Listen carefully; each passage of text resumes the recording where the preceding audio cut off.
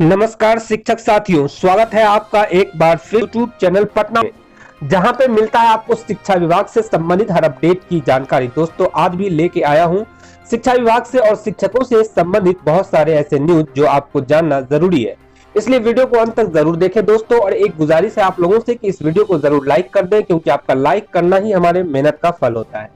आज की जो सबसे पहली बड़ी खबर आ रही है दोस्तों, डीईओ डीपीओ करेंगे स्कूलों में सुरक्षा व्यवस्था की मॉनिटरिंग। हाँ जी दोस्तों, बता दूं आपको, शिक्षा विभाग के प्रधान सचिव संजय कुमार ने यह आदेश दिया है और कहा है कि 4 जनवरी से पहले कक्षा 9 से 12 तक के सभी स्कूलों में कोविड-19 से बचाव संबंधी सारी तैयारियां सुनिश्चित की जाएंगी। इसके लिए राज्य सरकार ने सभी जिला अधिकारियों को जारी गाइडलाइन का अनुपालन सुनिश्चित कराने का आदेश दिया है।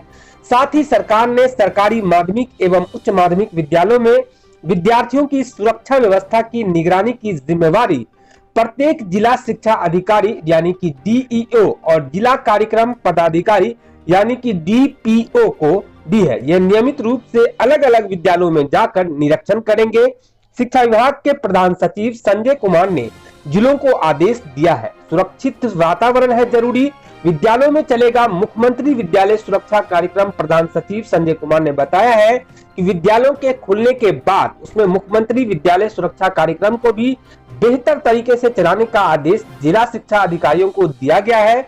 बताया गया है कि विद्यालयों में पढ़ने वाले विद्यार्थियों को सुरक्षित वातावरण मुहैया कराने के उद्देश्य से यह कार्यक्रम चलाने को कहा गया है, ताकि पढ़ाई के लिए बेहतर माहौल बन सके। इसके लिए जिला स्तरीय अनुसरण एवं मूल्यांकन समिति का गठन करने का निर्देश सभी जिला शिक्षा अधिकारियों को दिया गया है। चलिए दोस्तों बढ़ते आगे, और आज की दूसरी जो खबर आ रही है, सरकार की दोहरी नीति से शिक्षक है मर्माहत, ऐसा प्रदीप कुमार पप्पू जी ने कहा।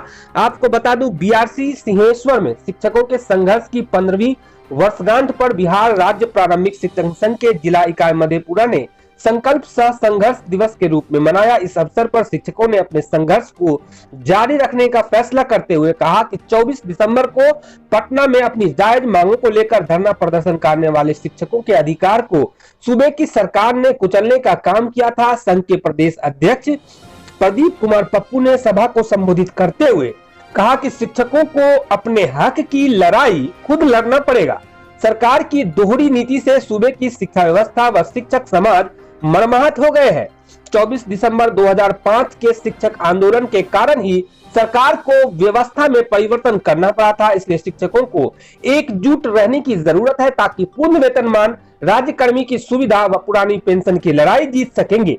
जिला सचिव भुवन कुमार ने कहा कि शिक्षकों के मान सम्मान की रक्षा करना संघ का कर्तव्य है। इसके साथ ही शिक्षकों की हर मुसीबत में संघ उसके साथ खड़ा है। कोषाध्यक्ष विनोद राम व प्रमंडल उपाध्यक्ष रामविलास कुमार ने भी संबोधित करते हुए कहा कि सरकार शिक्षकों को प्रताड़ित करना चाहती है, जबकि सरकार को हर कार्यों के लिए शिक्षक का ही मुंह देखना पड़ता है। कहा कि शिक्षकों की मांगे जायज है और सरकार इसकी अनदेखी नहीं करे।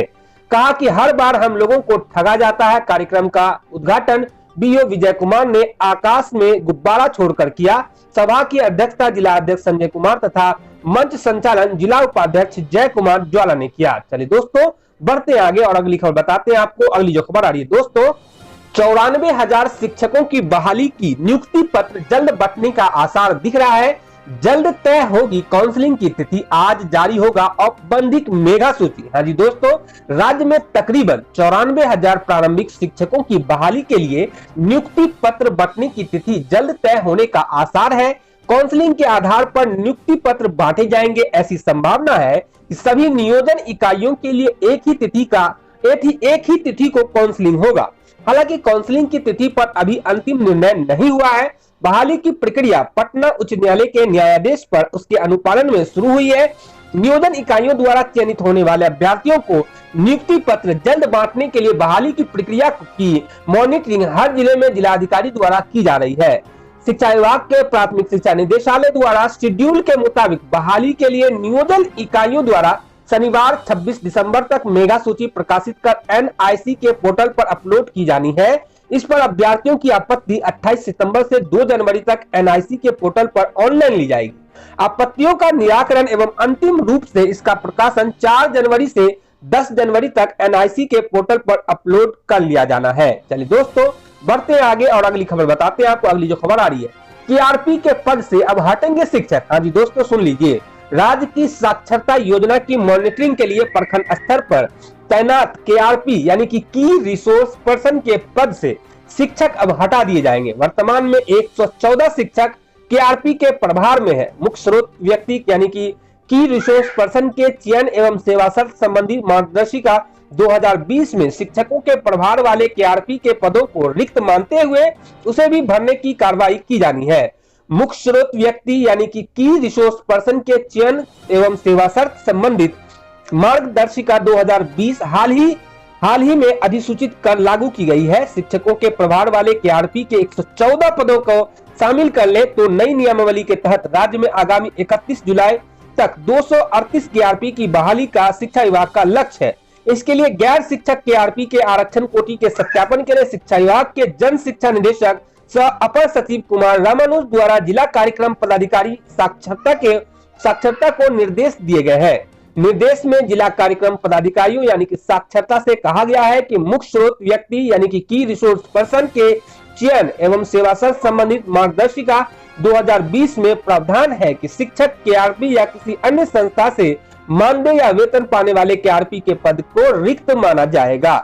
इस बाबत आगे की कार्रवाई के लिए संबंधित सूची की जिला स्तर पर सत्यापन की आवश्यकता महसूस की गई है। इसके मद्देनजर जन शिक्षा निदेशक सह अपर सचिव कुमार रामानुज द्वारा जिला कार्यक्रम पदाधिकारियों साक्षरता को दिए गए निर्देश में कहा गया है कि अपने स्तर से यह सुनिश्चित होकर कार्यरत शिक्षक के केआरपी या किसी अन्य संस्था से मानदेय या वेतन पाने वाले केआरपी को छोड़कर कार्य करने वाले शेष केआरपी की कोटि की संख्या का मिलान कर सत्यापित प्रतिवेदन 31 दिसंबर तक जन शिक्षा निदेशालय को अनिवार्य रूप से उपलब्ध कराएं। चलिए दोस्तों बढ़ते हैं आगे और अगली खबर बताते हैं आपको। अगली जो खबर आ रही है दोस्तों, शिक्षकों पर कार्रवाई पर बढ़ चुके हैं अधिकारी। पंचायती राज संस्थानों और नगर निकाय अंतर्गत कार्यरत शिक्षकों पर अनुशासनिक कार्रवाई को लेकर अधिकारी आपस में ही बटे हुए हैं। शिक्षकों पर अनुशासनिक कार्रवाई हेतु सक्षम प्राधिकार की बात पर शिक्षा विभाग के 2 अलग अलग पदाधिकारियों के पत्रों से भ्रम की स्थिति उत्पन्न हो गई है। डीईओ संजीव कुमार ने जहां शिक्षा विभाग को ही शिक्षकों के विरुद्ध अनुशासनिक कार्रवाई के लिए सक्षम प्राधिकार बताया है, वहीं माध्यमिक शिक्षा के अपर सचिव सह निदेशक गिरवर दयाल सिंह ने संबंधित नियोजन इकाई को सक्षम प्राधिकार बताया है। ऐसे में अधिकारी द्वय के अलग अलग पत्रों में दी गई इस जानकारी से नियोजन इकाई एवं जिला शिक्षा विभाग के अधीनस्थ अधिकारियों के बीच शिक्षकों पर अनुशासनिक कार्रवाई को लेकर अनिश्चय एवं भ्रम की स्थिति बनी हुई है। अधिकारियों के द्वारा जारी अलग अलग निर्देश पत्रों से ये तय नहीं कर पा रहे हैं कि वास्तव में शिक्षकों पर कार्रवाई का उचित प्राधिकार किसे माना जाए। मांगी गई सूचना के जवाब में डीईओ ने लिखित रूप से कहा है कि शिक्षा विभाग उक्त कोटि के शिक्षकों के विरुद्ध परिवाद पत्र एवं आरोप पत्र कदाचार या अवाचार के मामले में प्रथम दृष्टया दोषी पाए जाने पर वेतन स्थगित करने का सक्षम प्राधिकार शिक्षा विभाग है। वहीं माध्यमिक शिक्षा के अपर सचिव सह निदेशक ने एक पत्र जारी कर कहा कि नियोजन नियमावली के प्रावधानों के तहत शिक्षकों के विरुद्ध अनुशासनिक कार्रवाई के लिए संबंधित नियोजन इकाई सक्षम प्राधिकार है। चलिए दोस्तों बढ़ते आगे और अगली खबर बताते हैं आपको। अगली जो खबर आ रही है, बिहार में परीक्षा के आधार पर भरे जाएंगे 24,000 प्रधानाध्यापकों की रिक्त पद, 1 महीने में मिलेगी जानकारी। बिहार में परीक्षा के आधार पर भरे जाएंगे ऐसी खबर आ रही है दोस्तों। बता दूं आपको, मध्य विद्यालयों में 8,000, माध्यमिक एवं उच्च विद्यालयों में प्रधानाध्यापकों की खाली पद लिखित परीक्षा के आधार पर भरे जाएंगे। वर्तमान में सरकारी विद्यालयों में करीब 24,000 प्रधानाध्यापकों के पद खाली है जो वरीय शिक्षकों के प्रभार में है। शिक्षा विभाग के प्रधान सचिव संजय कुमार ने परीक्षा आयोजन को लेकर एक कमेटी बनाई है जो 1 माह में परीक्षा व्यवस्था के स्वरूप को लेकर रिपोर्ट देगी। कमेटी की रिपोर्ट पर विभाग के स्तर से नीतिगत निर्णय होगा। प्रधान सचिव संजय कुमार ने बताया है कि कमेटी के रिपोर्ट आने के बाद उस पर विभाग के स्तर से नीतिगत निर्णय लिया जाएगा। प्रधानाध्यापकों के पदों को अस्थायी रूप से भरने के लिए लिखित परीक्षा शुरू की जाएगी। यह परीक्षा नए साल में ली जाएगी। उन्होंने बताया कि 8 साल या उससे ज्यादा की सेवा पूरी कर चुके नियोजित शिक्षकों को लिखित परीक्षा में सफल होने पर ही वरीयता क्रम में प्रोन्नति मिलेगी। इनमें से जो बेहतर प्राप्तांक हासिल कर लेंगे उन्हें प्रधानाध्यापक पद पर प्रोन्नति मिलेगी। कमेटी की रिपोर्ट आने पर लिखित परीक्षा के आयोजन कराने का अंतिम निर्णय लिया जाएगा। दोस्तों बता दूं आपको, शिक्षा विभाग की कमेटी में शामिल एक वरिष्ठ अधिकारी के मुताबिक लिखित परीक्षा में 75% या उससे ज्यादा अंक लाने पर नियोजित शिक्षकों को प्रोन्नति देने का प्रावधान किया जा रहा है। इससे कम अंक लाने वाले शिक्षकों के लिए दोबारा परीक्षा में बैठने का प्रावधान भी हो रहा है, क्योंकि सरकार अब सरकारी स्कूलों में गुणवत्तापूर्ण शिक्षा को प्रभावी तरीके से लागू करने से किसी समझौते के मूड में नहीं है। बताते चलें कि आपको कि प्रदेश के 28,500 मध्य विद्यालयों और 8,000 माध्यमिक एवं उच्च माध्यमिक विद्यालयों में प्रधानाध्यापकों की खाली पद लिखित परीक्षा के आधार पर भरे जाने का निर्णय लिया जाएगा। वर्तमान में सरकारी विद्यालयों में करीब 24,000 प्रधानाध्यापकों के पद खाली हैं, जो वरीय शिक्षकों के प्रभार में है।